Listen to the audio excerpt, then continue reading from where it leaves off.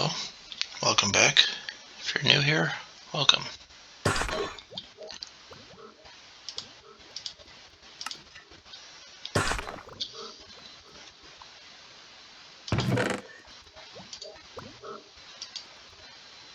have to go get some more cobble in the near future.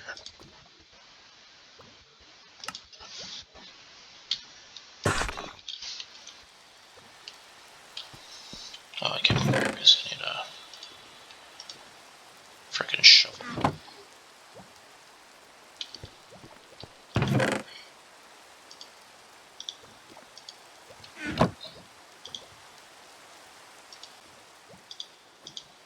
Now, well, I do have the ability to make a diamond shovel. I find that generally the efficiency is too fast to be used.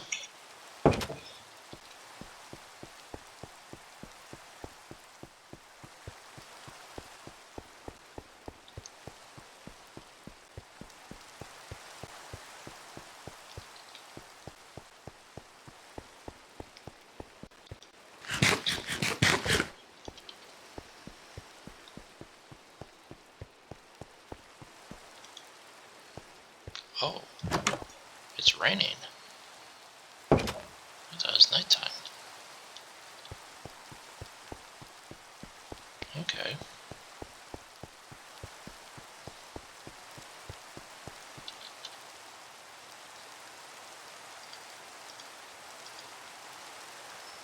Then I am happy I got blocks that I can not have to go to the surface to use.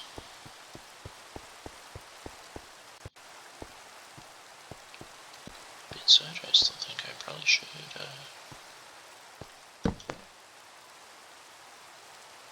put down some torches.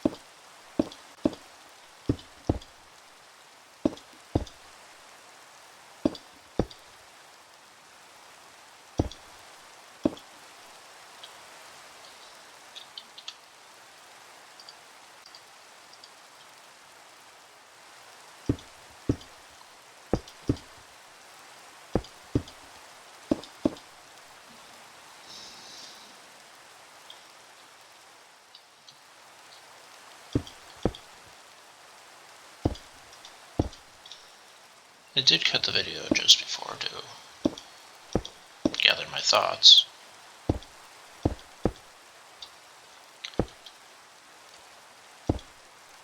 It happens. Not getting any younger, so, well, it happens.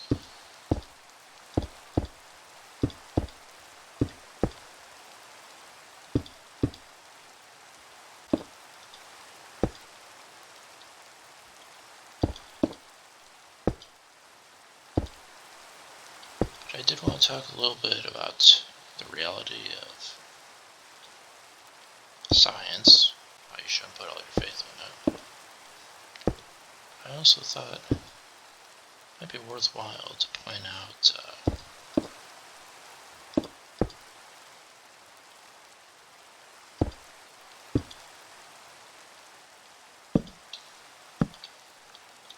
I said you can always come up with some sort of, you can ask God for a sign, and if he thinks you're worthy of one, he'll probably give you one. But I should also be clear on that. If you don't think you're worthy of one, you might be wrong. God often chooses to test people, or not test people, but bless people who are really seem to be the least worthy of it. I was thinking the Jewish people, they have always been very, they believe they were special because of Abraham, and whether or not they're special or not is not really my place to say. Obviously, I don't want YouTube to get all over my ass about this. It could be. But I always thought it was kind of strange that they were because, well, Abraham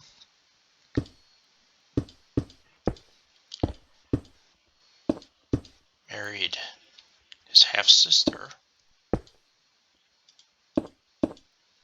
which is why he wasn't able to have kids. And when he was traveling throughout the land, he was worried about being killed in the lands he was going through, which I suppose is a real concern at that time, and maybe even today.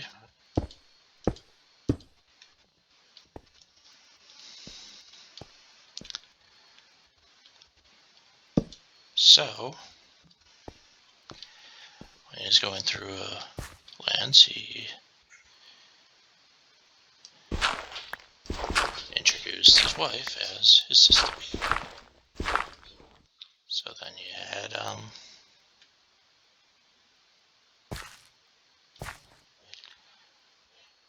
I mean, let's be honest, his wife was pretty good looking, apparently.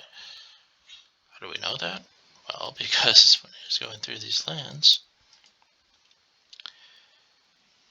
he introduced his wife, who was also his sister, as his sister.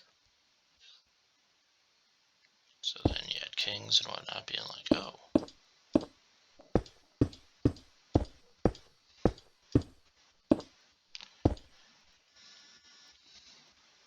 they want to get to know his sister better. And Abraham was apparently very much okay with that.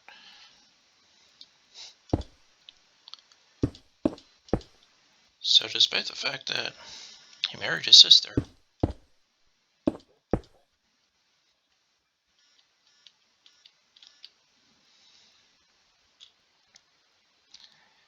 and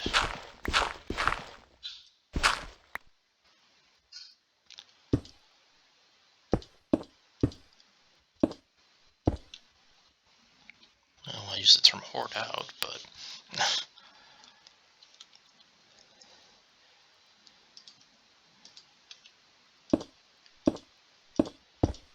deceived rulers of other lands into engaging in extramarital affairs with her.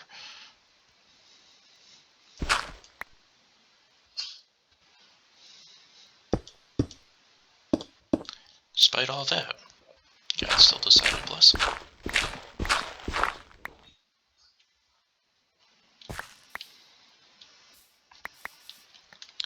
His grandson, Jacob, he kind of had a raw deal too.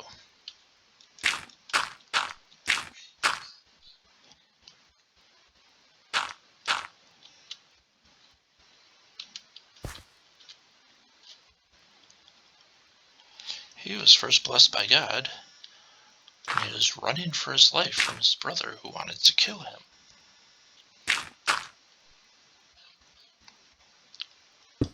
For deceiving him out of his birthright, as well as his father's blessing before he died. Now, you can say what you want about the entire system of birthrights, blessings. Personally, I think they're kind of stupid. But I don't claim to be a historian, but I think it's probably the idea of if you keep the whole family together and don't divide up the inheritance,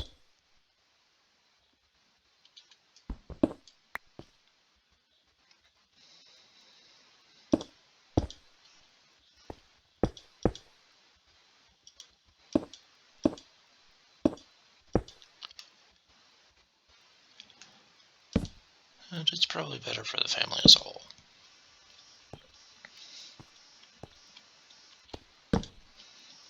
So usually the oldest one was given the responsibility because they were the oldest and usually the wisest.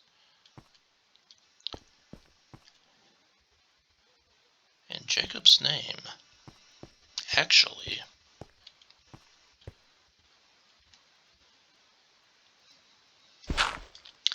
is very similar to the ancient Hebrew word to deceive. And I think we can all agree that that is not by coincidence.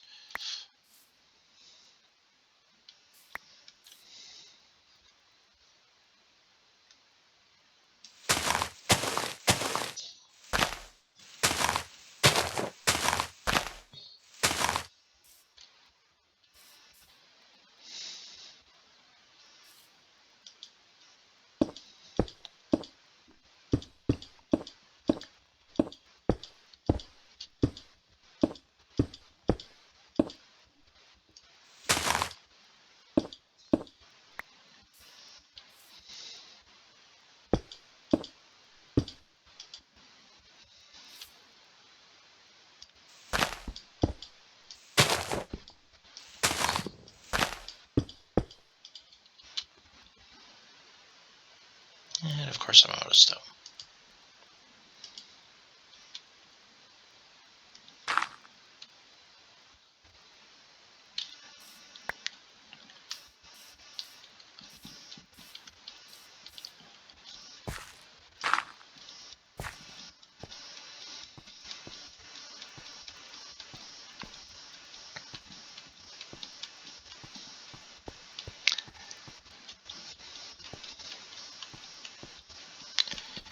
Now, I kind of touched on science in my last video.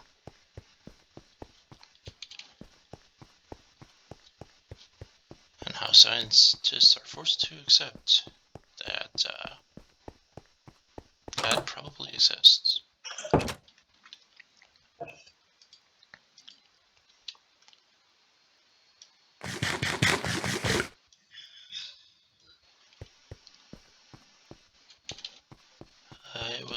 I'd read a story, which I had seen another story on TV that might have been the same story, I don't really know, about a neuroscientist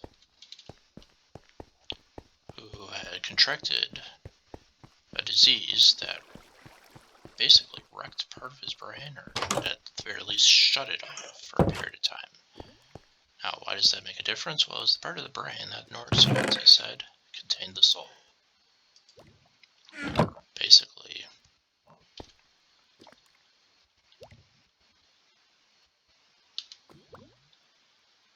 didn't think that's an oak tree. That contain the soul, or basically all of your existence. So this neuroscientist got really sick. In the one story, it was bacterial meningitis. We've all heard about how destructive that is.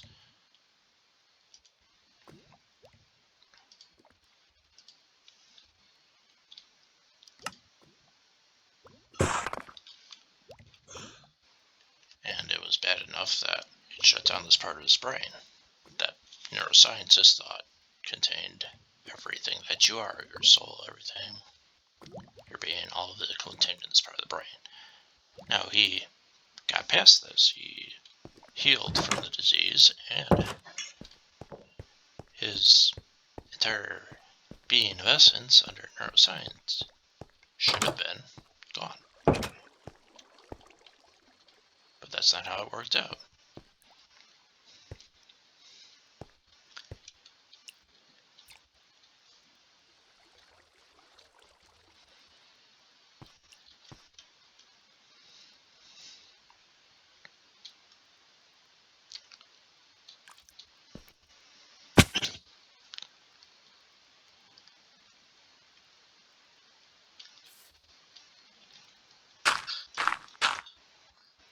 Now, my view on this is probably, here's what happens. 1, 2, 3, 4, 5, 6, 7. Okay.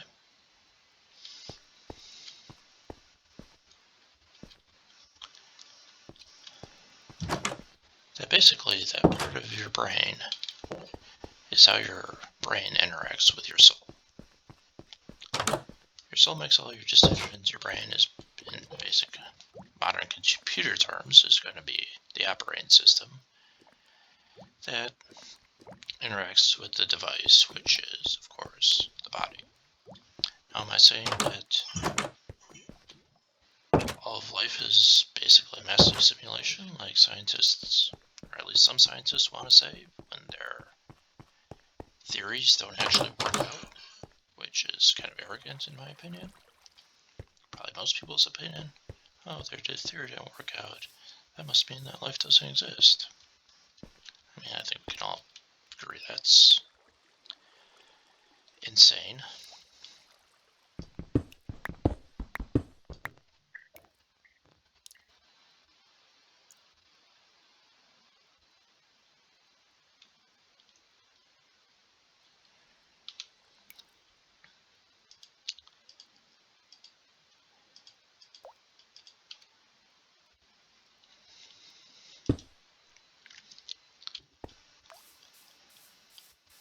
But basically,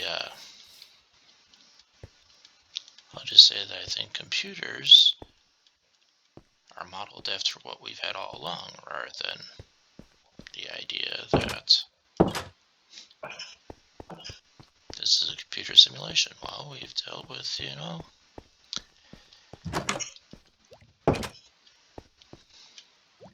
or mankind has always dealt along with lines of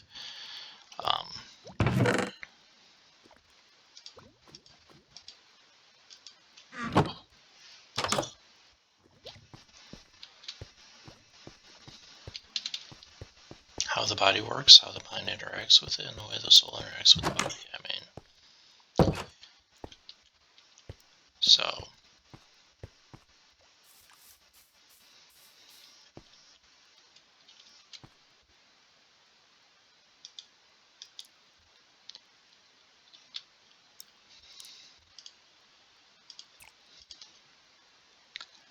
but that's my view on it.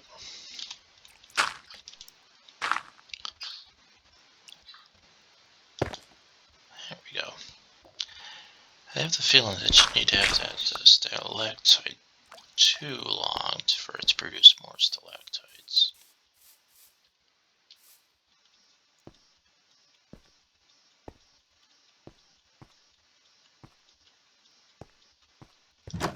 It's still an incredibly long time to get that stalactite to grow, so it is kind of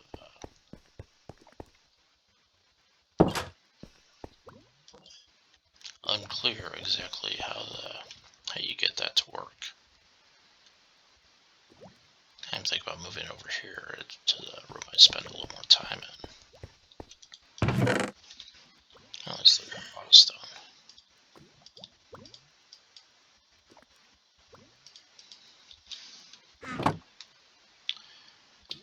But like and subscribe, and if you do have any questions about the Bible, there's a good chance I'll be able to answer it, having read through it once myself. Leave those in the comments down below. And have a good day. Have a blessed day. Thank you. Bye-bye.